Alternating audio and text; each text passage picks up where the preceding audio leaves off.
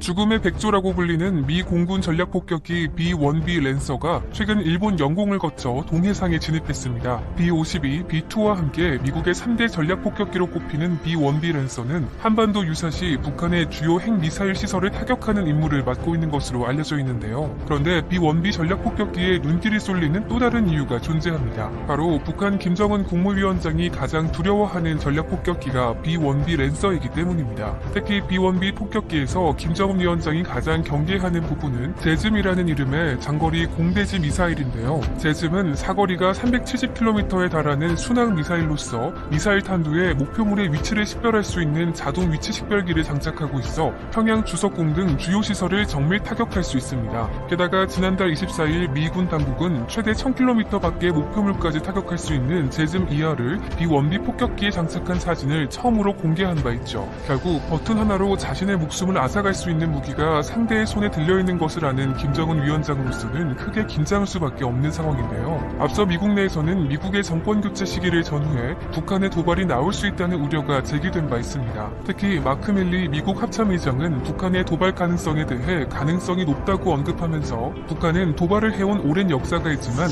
한국과 일본 그리고 미국의 연합 억지력은 매우 강하다고 강조하기도 했죠. 심지어 우리 군 당국 내에서도 내년 1월 1일 김정은 위원장의 신년사와 1월 20일 미국의 바이든 대통령 당선인의 취임식을 전후로 북한이 갑작스럽게 도발을 전개해 한반도의 긴장감이 다시 올라갈 수 있다는 관측을 내놓고 있는데요. 결국 이번에 B-1B 폭격기가 동해상까지 전개한 것은 한국과 미국의 대북 억지력을 미리 보여주기 위함일 가능성이 높습니다. 그런데 이러한 미국의 움직임에 뜻밖의 국가가 강하게 반발하고 나섰습니다. 그 나라는 바로 중국인데요. 앞서 지난달 중국은 대만과 충돌 직전까지 가는 상황을 연출한 바 있습니다. 당시 중국의 윈8 정찰기 등 군용기 2대가 대만 남서쪽 방공식별구역에 들어가 대만 군용기에 500m까지 접근하는 등 일촉즉발의 상황이 벌어졌던 것이죠. 게다가 중국 측은 대만의 경고방송도 무시한 채 위협을 가했습니다. 그런데 이러한 중국의 위협이 사실상 미국을 의식한 중국의 무력 시위였다는 평가가 나오고 있는데요. 지난달 미국이 텍사스주에 있던 B-1B 주둔지를 괌으로 이동 배치했고 버지니아주에 주둔하던 최정예 전투기 F-22 랩터 7대 역시 괌으로 배치하는 등 최근 들어 미국은 태평양 지역에서의 장거리 정밀 타격 능력을 지속적으로 강화하고 있는 모습을 보여주고 있습니다. 즉 이를 의식한 중국이 대만 해협 비행을 통해 자신들의 무력을 미국에 보여줬다는 것이죠. 더욱이 중국은 이에 그치지 않고 차세대 전략폭격기 개발을 과시하면서 본격적으로 미국을 견제하고 나섰는데요.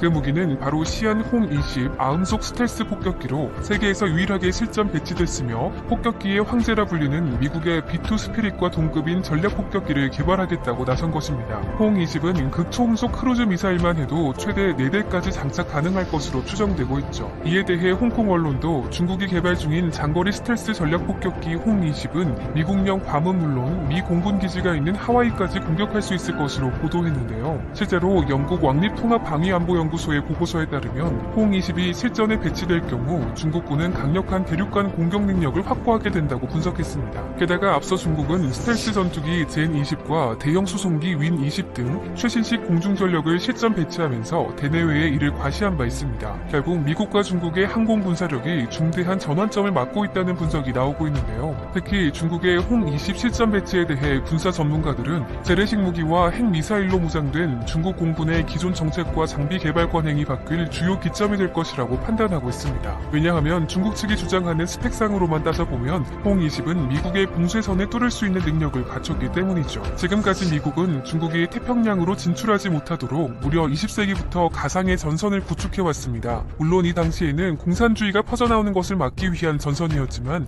이제는 중국의 군사력 확장을 방어하는 최후의 보루가 됐는데요. 1차 전선은 러시아의 쿠릴 열도에서 일본을 거쳐 필리핀까지 이어지는 구역이고 2차 전선은 이보다 동쪽으로 약 2000km를 물러나 일본 동부 해상부터 괌을 지나 남태평양 섬에 걸쳐 있습니다. 현재로서 중국의 공중전력은 미군의 1차 전선을 타격하는 수준에 그치고 있죠. 하지만 중국이 홍-20을 실전에 투입하면서 작전 범위가 미국의 2차 전선까지 넓어지게 된 것입니다. 이에 대해 미국 국방부도 홍-20의 비행거리를 미군의 괌 기지까지 도달할 수 있는 8,500km로 전망하고 있으며 다른 군사 전문가들은 이보다 더 나아가 하와이까지 공격할 수 있는 12,000km로 평가하고 있습니다. 또한 일각에서는 홍-20의 배치로 인해 중국의 핵무력이 완성됐다는 평가를 내놓고 있는데요. 이른바 3대 핵전력을 완성했다는 것입니다. 3대 핵전력이란 대륙간 탄도미사일과 잠수함 발사 탄도미사일, 그리고 전략 폭격기를 의미하죠. 심지어 최근 중국은 한반도를 목표로 군사작전을 계획하고 있는 것으로 드러나 충격을 주고 있는데요. 바로 한반도를 작전지역으로 두고 있는 북부전구의 군사력을 증강시키고 있는 것입니다. 구체적으로 중국은 한반도 북쪽인 중국 동북부 헤이룽장 치치하얼시에 있는 북부전구 소속 중국 공군 제3여단에서 지난해까지 운영한 젠7 전투기를 철수하고 이를 젠16 전투기로 전환했습니다. 젠16은 미국이 만든 F-15E 이상의 성능을 자랑해 중국판 스트라이크 이글이라는 별명을 갖고 있는 전투기죠. 지난 2017년 중국군 건군 90주년 열병식에서 처음 등장하면서 처음 공개된 젠16에 대해 중국 매체는 전자전 능력이 대폭 향상된 전투기라고 소개하기도 했습니다. 이렇게 군사력을 대폭 강화하고 있음에도 불구하고 중국에게는 아주 치명적인 약점이 있는데요. 바로 군 수뇌부가 갖고 있는 실전 경험과 군사 지식이 미군에 비해 매우 부족하다는 것입니다. 실제로 해외 언론에 따르면 중국 공산당 중앙군사위원회 수뇌부의 실전 경험은 1995년부터 2년 동안 대만 해협에서 미사일 시험 발사에 참여한 것이 가장 최근이며 그 외에는 1970년대 말 중국과 베트남 전쟁에 참전한 것이 전부이죠. 하지만 이에 비해 미국은 중동을 포함한 전 세계 크고 작은 전쟁에 참여해 중국군에 비해 훨씬 많은 실전 경험을 가지고 있다는 것입니다. 결국 중국 내부에서조차 첨단 무기와 군사 기술을 실전에 사용하기 위한 수뇌부의 이해도가 부족하다며 중국의 전력 증강 효과는 반감될 수밖에 없다고 지적하고 있습니다. 한편 이렇게 한반도 주변과 동북아시아 일대에서 미국과 중국의 군사력이 계속 팽창하고 있는 가운데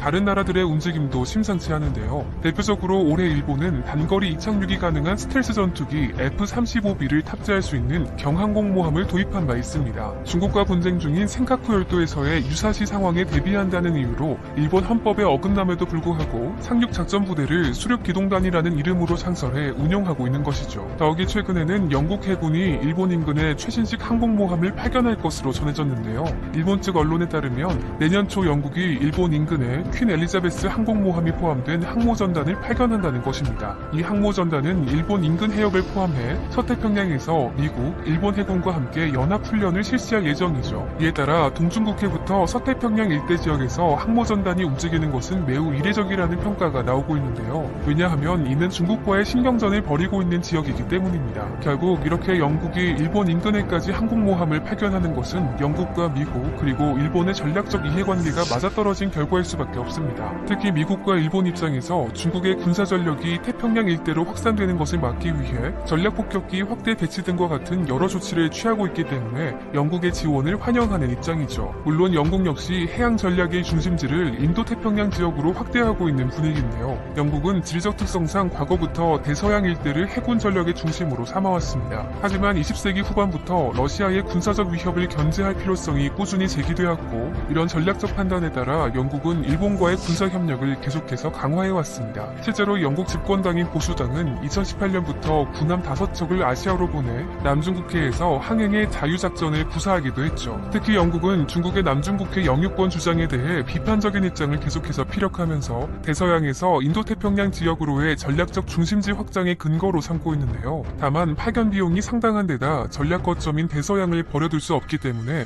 퀸 엘리자베스를 주축으로 한 항모전단이 인도태평양 지역에 영구적으로 배치될 가능성은 낮을 수밖에 없습니다. 그렇지만 미국과 일본과의 전략적 이해관계가 유지되는 한 단시간 내에 항모 전력을 거둬들일지 역시 미지수이죠. 한편 전문가들은 동북아시아에서의 이와 같은 군사력 각축이 어느 정도 예견된 일이었다고 보고 있습니다. 동북아시아는 중동만큼이나 다양한 갈등이 연쇄적으로 일어나는 복잡한 정세를 보여왔기 때문인데요. 한반도의 분단으로 인한 특수성은 70년 이상 진행되었고 러일 간의 쿠릴 열도와 센카쿠 열도를 둘러싼 중일 간의 분쟁, 심지어 한일 간의 독도 영유권 분쟁 등 영토 분쟁이 계속 악화되고 있습니다. 결국 이런 정치적 상황으로 인해 군사적 갈등이 세계에서 가장 심화되고 있는 곳이 동북아시아라는 게 전문가들의 시각인 것이죠. 특히 과거 오바마 대통령의 아시아태평양 재균형 전략으로 중국의 신형 대국 관계와의 갈등이 촉발된 뒤 트럼프 행정부에서 이어진 인도태평양 전략으로 인해 전세계 군사력이 집중된 것이라는 분석인데요. 여기에 중국은 일본과 영토 분쟁을 중심으로 지역 패권 경쟁을 벌이고 있고 러시아 역시 이전의 국제적인 영향력을 회복하기 위해 극동아시아 진출 등 다양한 시도를 하고 있는 상황이죠. 게다가 북한까지 합세해 대륙간 탄도미사일과 잠수함 탄도미사일로 위협을 지속하고 있어 한반도 주변의 안보 위기가 더욱 극대화되고 있습니다. 이에 따라 군사 전문가들도 한반도 주변의 군사적 긴장감이 2030년대까지 지속돼 안보에 영향을 주는 핵심 요인이 될 것이라고 보고 있는데요. 한반도와 주변국뿐 아니라 영국 등 유럽의 군사력까지 동북아시아 일대에서 영향력을 증가시키려는 움직임을 보이고 있기 때문에 우리 군 역시 역량을 강화해야 한다는 것입니다. 그리고 그 중에서도 현재 우리 군이 가장 먼저 역량을 강화해야 할 부분은 북한의 핵무력 증강입니다. 물론 현재 우리 군이 북핵 억지력 강화를 목표로 독자적인 능력 구축을 위해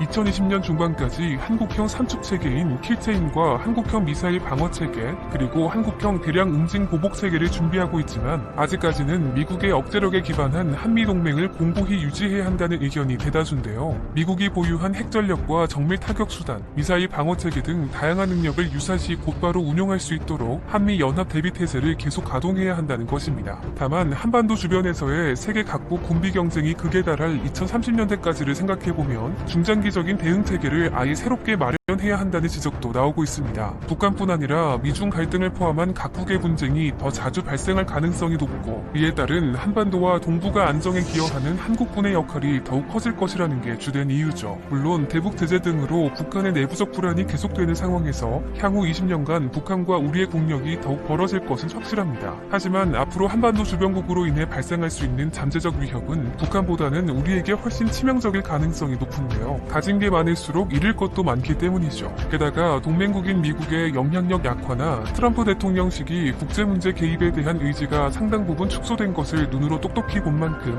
우리 군도 2030년대를 대비해 자주적인 군사력과 군사작전 역량을 강화해야만 합니다. 심지어 앞으로 언제든지 한반도에 주한미군이 철수할 수 있는 상황을 가정해 한국군 내부적으로 그동안 제대로 실현하지 못했던 국방개혁을 추진해야 한다는 목소리도 나오고 있는 상황입니다.